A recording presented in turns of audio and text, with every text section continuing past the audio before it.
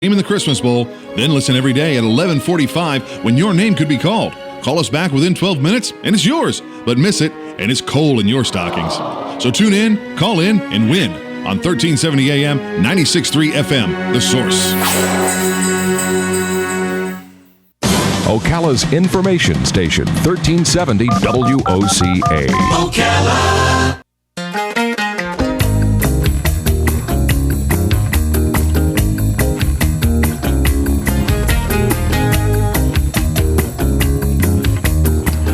All right, 23 minutes before 10 o'clock. Thanks for tuning in this Friday morning. Looks like a nice day out there. Hope you have something planned fun for the weekend. Robin, we had in our studio one time a couple of ladies who happened to be African-American or black, and they were remembering with us some place here in our community called Paradise Park. Remember that? Yes. Now, for those who don't know, especially for our guest who's about to speak, Paradise Park was the black-only I guess you would say equivalent to Silver Springs. Silver Springs like whites only, and Paradise Park was blacks only. It was a tourist attraction and split up by the races. And I'm not even so sure exactly where Paradise Park was. I know a lot of you out there know this because you've told me so yourself. But it was fascinating to listen to them talk because it was the same thing. In fact, I think they shared the same reptile handler. No, I'm sorry. I think there was a black reptile handler. Glover. Yeah, Mr. Glover. Mr. Glover. That's right. And then there was a white reptile handler. What was his name? Ross Allen. Okay, so those two guys were like the stars because they could handle alligators and snakes, right? But I remember listening to them talk. I thought, well, how weird is that you had to go someplace else for the same type of shows, the same type of boat rides. They had beauty contests, just the same as the white side did. But it was an interesting phenomenon, and obviously, I'm not oblivious to the fact. Is that the right word? I'm not blind to the fact that the blacks and whites were separated in many different ways. And then, of course, when all of that was abolished, that didn't mean the attitudes necessarily were abolished. And how many times have we heard stories of racism in our lives, whether it was black, white, or Jewish and non-Jewish, or any group of people that was just not accepting another group because of their religion, because of their race, because of something that was different about them. Our friend Doug, who comes in here with us, he's here today. He's got Down syndrome. We have witnessed it with him. We've witnessed people being discriminatory just simply because of that. It is something that you have to find peculiar if you've got any brains, I think.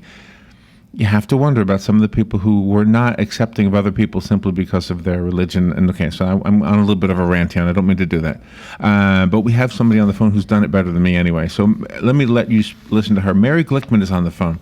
She is an historian. She's a fundraiser working with many Jewish charities and organizations. She's a public relations professional.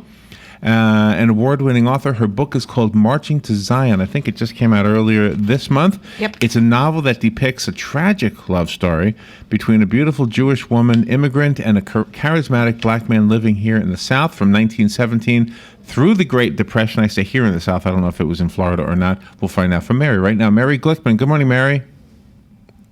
Good morning, Larry.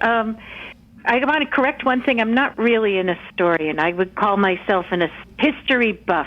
Okay. But I'm not a degreed historian. I'm just a humble fiction writer, really, these days. So, but is the story is the story based on anything factual?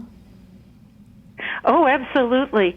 It opens with the race riots in St. Louis in 1917. And, you were mentioning the discrimination in Ocala area, and I assume before 1960s or something. Yeah, something like that, But one of the things that people don't realize is that there were race riots throughout the country in 1917, and that a lot of people don't understand or appreciate the Jim Crow laws that were in effect from the Civil War up until the 60s, the Civil Rights Movement. Yeah. So, if you were an interracial couple in those days, and, people fall in love because people fall in love. They don't pay attention to who they are until other people remind them. Yeah, I think that's part of my hope for the world is that, the Muslim girl is going to fall in love with the Jewish boy, and there's going to be peace in the Middle East. Yeah. I've often thought that that's the hope, isn't it? That we have people who aren't affected by the racism of their elders. Well, I think you're right. If you look at the era in which my novel takes place and how an interracial love affair was pretty much a death sentence, is so dangerous. And nowadays, 14% of all marriages are interracial. But it wasn't until 1967 that the Supreme Court declared bans against interracial marriages against the illegal violation of the 14th Amendment. Really? I never knew that. And that was in 15 states. Oh, wow. Yeah. I never knew that. So it wasn't so long ago, 67. No, I honestly never knew that, Mary. So let's talk about the story, and then we'll kind of get back on track with the underlying important message that you have here. And maybe I'm assuming wrong, but help me out here. Did you write the story to tell us a message? Are you saying something besides a nice story, or a tragic story, I should say? Oh, well, any good story should have a serious note underpinning it, I think. But it doesn't mean that you have to hit people over the head. You tell them a story that's character-driven, that people that they can care about.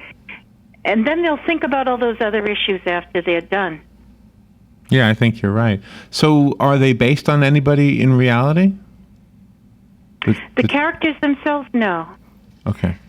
But the events that surround them certainly are. So the beginning, the genesis of the book, so to speak, is from just cultural, your own cultural awareness of what was going on? Yeah, pretty much. I had written 2 novels earlier that took place mostly in the civil rights era. And it occurred to me when I was going around talking about them that people didn't know about these events like the race riots of 17 or the cruelties of Jim Crow.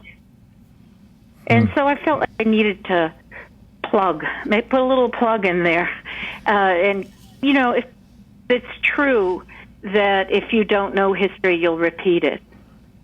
And I think racism is something that we have to constantly be on guard about. Oh, I did want to say, you mentioned the Muslim woman and the Jewish man. Yeah.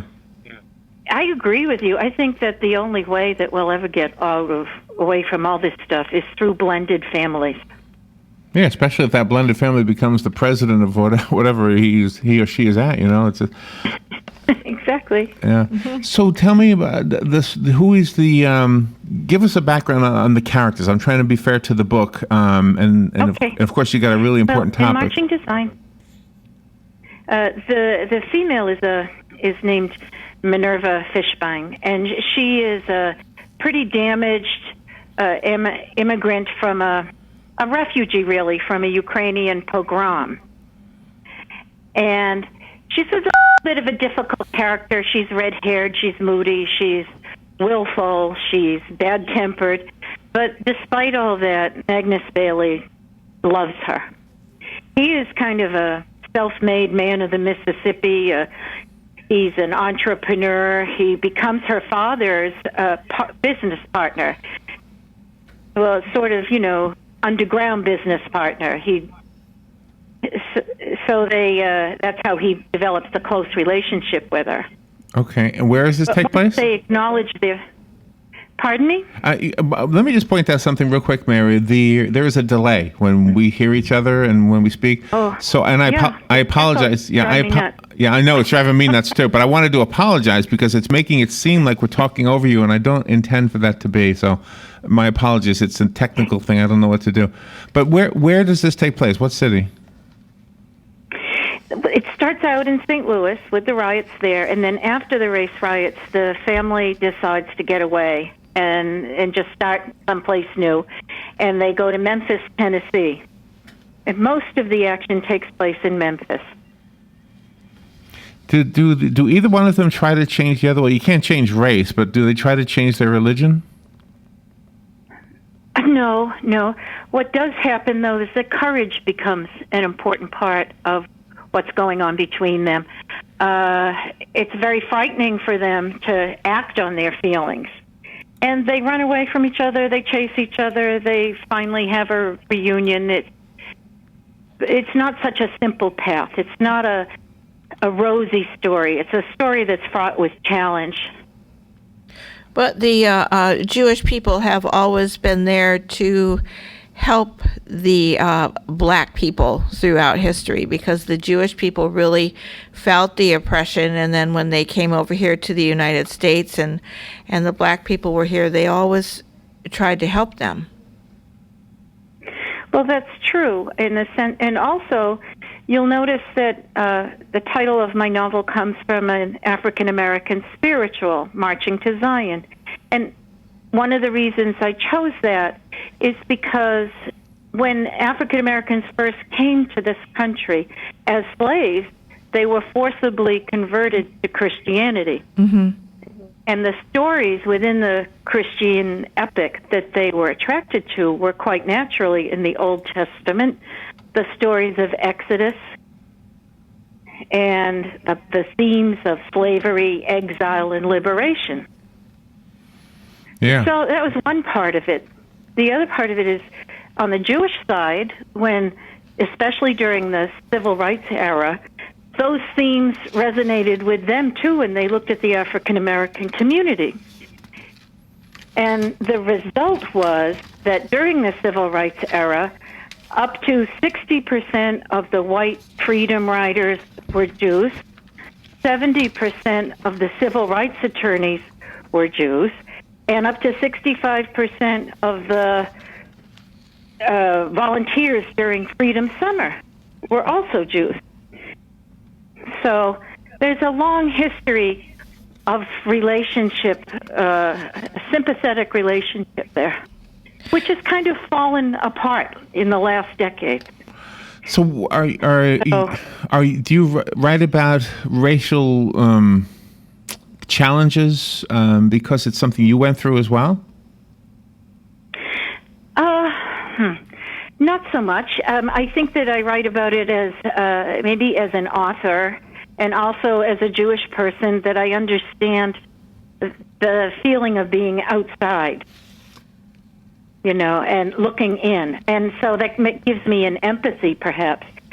But I think it's, racism is America's original sin. And I think that it should be the topic of American letters. Well, I saw that statement on the publicity material to prepare for our interview with you, Mary, where you say racism is America's original sin, and I gave it some thought, and I thought about the Native Americans who were ousted from their land so that we could live here, and definitely dead on. That makes sense to me. I had never thought of it that way, but clearly that is actually very true. Yeah. Well, what's interesting to me, you bring up Native Americans. I'm planning to write a new novel about the Trail of Tears. Are you familiar with the Trail of Tears? No. Yeah. Oh, Robin is. I'm not. Well, Robin can tell you, but I'll tell you too. That in 1840s, Andrew Jackson booted all of the Native Americans from the South. And he sent them on what they called the Trail of Tears into an exile sent them to Kansas. And these were Native Americans that they used to call the civilized tribes because they had become farmers. They had adopted Western methods of town halls and politics, but still they were taking up land that Jackson felt a terrible racist felt that the white man should have. So he booted them all. Interestingly, the Native Americans that he booted kept slaves, black slaves. They were part of the Southern plantation system, and they took their slaves with them. Yeah, that is interesting. Yeah, boy, that is interesting. Hopefully, and there's still this happening in the world. It's not legal in America, but it's probably. There was a story this morning of some 3 ladies that were being held in servitude. Remember? Exactly, for 30 years in England. Oh yeah. 30 years. Yeah. Yes. Yeah. It's incredible that people still would in a modern developed country still think that's okay to do. You have a unique perspective in your writing, is that you weren't always, you were not always Jewish, and plus you lived in different countries, so you were able to expose yourself to the different cultures. Well, that's true. I mean, travel never hurts, let's put it that way. Mm-hmm. And I noticed then when my husband and I lived in Europe, in Spain actually, how much anti-Semitism is still alive in Europe.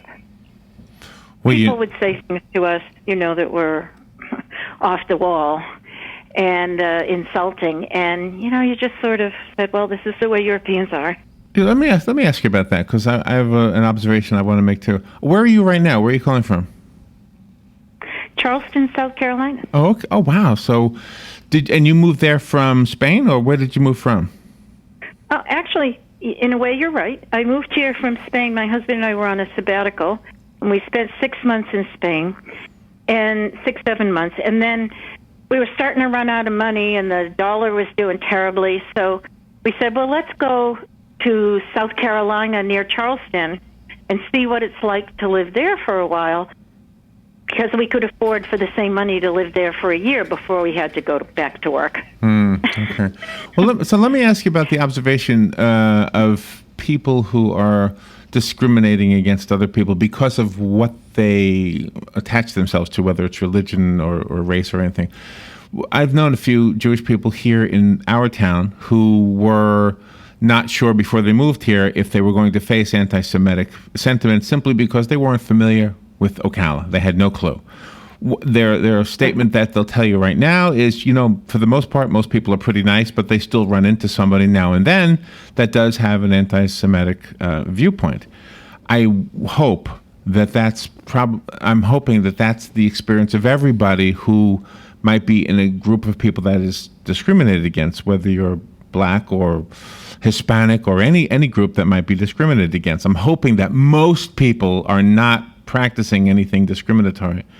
But yet, we will say when it happens that, I guess most people in Spain, most people in Florida, most people in the South maybe are anti-Semitic or are racist or something like that, even though in our own personal experiences we feel like it's only a few people.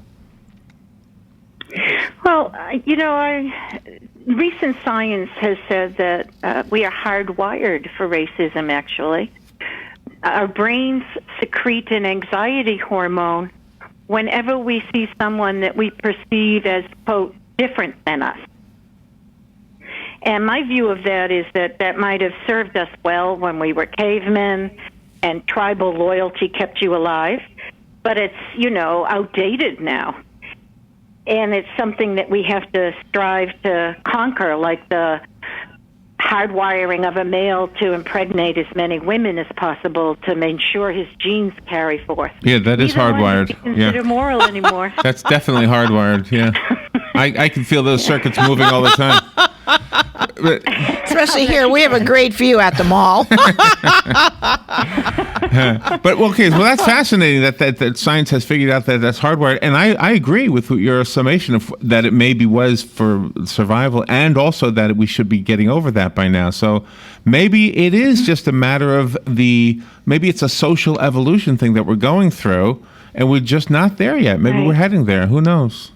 It's an interesting observation. Well, I think America, hopefully, is the vanguard of that sort of thing because, it's a big world and there's lots of hatred out there. And guess what? Your book might be part of that big solution to the problem. I mean, just by releasing a book like yours, and by the way, for those just tuning in, it's called Marching to Zion. It's written by our guest, Mary Glickman.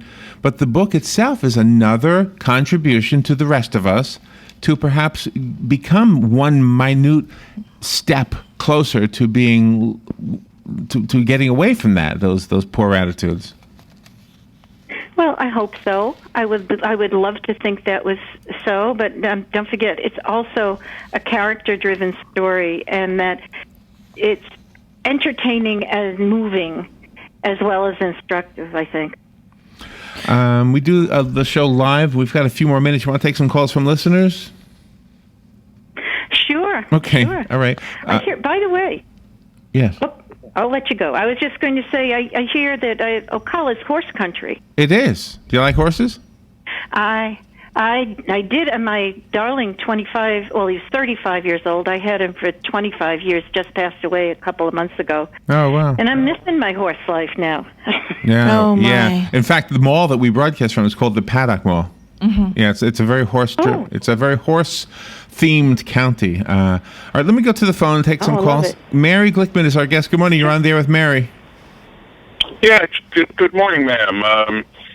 Most of my family came from the other side, the Italian-American Roman Catholics. But over the generations, people intermarried with people out of the faith. We have a lot of Protestants in our line, and some Jewish, and a couple of Buddhists, and we're all family. We have more in common than we have different, and we celebrate the things that we have in common. There you go. Makes sense. I think that's There you go. wonderful. There you go. Have a good I have a hope you good morning. a lot of children. Lots of children, yeah. Well, see, okay, so that's a great example, isn't it? That maybe we are in the right direction, even though we're not there yet. We're still working on it, right? The one Right. Well, you always say you can't. You always have to be vigilant about these things. Do you know what? It's easy to slip into bad habits. The one I really have a hard time with is the Middle East, because there's such religious convictions about the city of Jerusalem. I don't know what the answer will be to that. I kind of hope we figure it out one day. But Have you ever been to Jerusalem? no. Oh, I have, and I have to tell you something. There's a couple of things. If you're Jewish, when you get there, it's like, home. There are so many aspects of Israel that if you're a member of a people that's always been outcast and never had a home, it fills you up, and it's such a beautiful place. That I remember one of my first thoughts was, no wonder everybody wants a piece of this. It's an incredible place. Interesting. But you truly are an inspiration for persevering. When we found out that your first novel wasn't published until you were 61, I mean, can you imagine all the writings that you have done before that, and you never quit? You always kept on. I have to say, I wrote 7 novels before then, and only one of them was really bad. The rest were all really good. And it was partly, just luck, I think, that I finally published a novel, and as much as perseverance. I mean, if you don't have a product, you got nothing to sell. But the theme of my first novel was civil rights era and from a Jewish perspective, and The Help had come out a year or so before, and it was so popular that I think I kind of coattailed it. I just went to your website. You are a pretty lady. You need to put more pictures of yourself, though. Thank you. And you got a horse. You got a horse on There your. you go. Where's the? You need more pictures of you. Wait a second. Oh, there's video. Okay, you can shop. You can do everything on your site. I went to Mary's. That's maryglickman.com. And can we buy the book on your site? You certainly can. If you, absolutely. Oh, I It'll see it. take you to Amazon and Barnes & Noble and all of that. Or you can try your local bookstore, too. And is that the horse that just Get died? it for you if they don't have it. Is the horse in the photo the one that just died? No, but there are photos of him in there. Where? Where are That your one was photos? just one my web designer found that looks sort of like him. Oh, I There's got a video where I'm riding him, Okay, let me find the just video. walking around bareback for a while. Oh, You that's or the pretty horse? Cool. Just teasing. I'm just teasing. Mary, a fun and serious conversation at the same time. It's really a joy to get to know you. For the listeners, the book is called March to Zion. Go to Mary's website, maryglickman.com, spelled exactly as it sounds. And how else do we get the book? And what else do you want to leave our listeners with before we say goodbye? Well, if you forget my name, you won't forget Marching to Zion, I'm sure. Okay. You can Google that as well. And just go to your bookstore and ask for it. Just ask for it. That's always the best way to do it. they'll Yes. get it for you. Well, thank you, Mary. Have let's see. You're a Jewish, so you're celebrating Hanukkah next Thursday, right? Yes, although, interestingly, Hanukkah is really an historic holiday. It's not a religious holiday, a religious obligation holiday. So my husband and I, we light our candles, we eat our latkes, and Well, then we're sort of done. Enjoy your latkes. I don't like to make little Christmas out of it. Christmas is Christmas. You don't look 61. How old are you? Wait a minute. I'm looking at this video now. Oh, now you look great. There you go. I'm looking at your Thank you. Well, that was before my first book tour when I gained 10 pounds, though. Too funny. Well, again, thank you for being on there with us, Mary, and have a great season. And come back with the next book. Okay, Larry. All Thanks. right. Bye, Robin. All right, we'll take a break and be right back. Thank you. Hi, Robin. You look tired. I am. I've been running all over town. Why? Why not drive? I need to get this stupid document notarized. Well, that's easy. You need personal service. Duh, that's what I've been looking for. You need to go see Mark at the Personal Service Center. He can notarize that for you, make copies, fax it wherever, or send it out in the mail. Heck, he can even scan it and email it for you. Really? Where is he at? 2375 Northeast 25th Avenue, on the corner of Northeast 25th Avenue and 24th Street. You can call him at 789-6683. Personal Service Center. Thanks, Larry. Experience Christmas at Gaylord Palms, November 23rd through January 5th with Ice, featuring Frosty the Snowman. Join Frosty, everyone's favorite snowman, in a colorfully frozen retelling of this original Christmas classic. Relive your favorite scenes, hand-carved in more than 2 million pounds of ice sculptures and slides, plus the all-new Artisans in Action Live Ice Carving Zone and the awe-inspiring Nativity in Ice. For tickets and packages, visit christmas@gaylordpalms.com. Hey everybody, this is Kelly Hart, your new host of the Ocala Magazine radio show. Join me every Friday at 10 a.m. when we bring the pages of Ocala Magazine to life with in-depth interviews from and about your community. So don't miss Marion County's favorite city magazine, Ocala Magazine, every Friday at 10 a.m. right here on 1370 a.m.